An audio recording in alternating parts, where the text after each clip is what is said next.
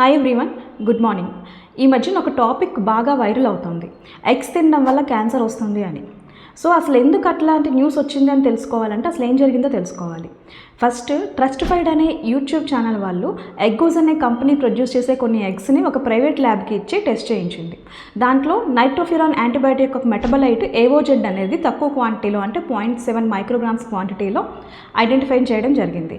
So అది బ్యానిడ్ drug కాబట్టి అది జీనోటాక్సిక్, డిఎన్ఏ డ్యామేజ్ చేస్తుంది కాబట్టి ఆ ఎగ్స్ని తింటే క్యాన్సర్ వస్తుంది అనే న్యూస్ బయటకు వచ్చింది. సో అసలు ఫస్ట్ నిజంగా ఆ ఏవోజెడ్ అనే మెటబలైట్ క్యాన్సర్ని కాజ్ చేస్తుందా లేదా అనేది చూడాలి. ఐఏఆర్సి, international agency for research on cancer, ఐఏఆర్సి అనేది ఈ కార్సినోజన్స్ని, క్యాన్సర్ కారక పదార్థాలని 4 గ్రూప్స్గా డివైడ్ చేసింది. ఇప్పుడు మనం చూస్తే కనుక ఈ నైట్రోఫ్యూరాన్ తాలూకా యాంటీబయాటిక్స్ వాటి మెటబలైట్స్ అనేది గ్రూప్ 3 కింద వస్తాయి.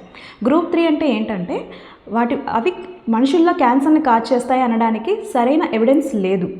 ఈవెన్ యానిమల్స్లో కూడా సరైన ఎవిడెన్స్ లేదు. ఓన్లీ ల్యాబ్ స్టడీస్లో మటుకు డిఎన్ఏ డ్యామేజ్ చేస్తుందని తెలిసింది. అలాంటి గ్రూప్కి చెందిన కాల్చిన పదార్థాలని మాత్రం ఈ గ్రూప్ 3లో ఇంక్లూడ్ చేశారనమాట. సో ఈ నైట్రోఫ్యూరాన్ యాంటీమెటబలైట్స్ అన్నీ కూడా ఈ గ్రూప్ 3కి చెందినవే.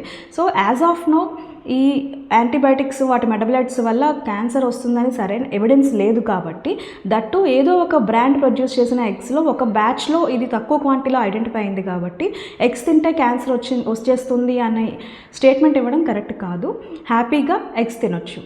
Thank you.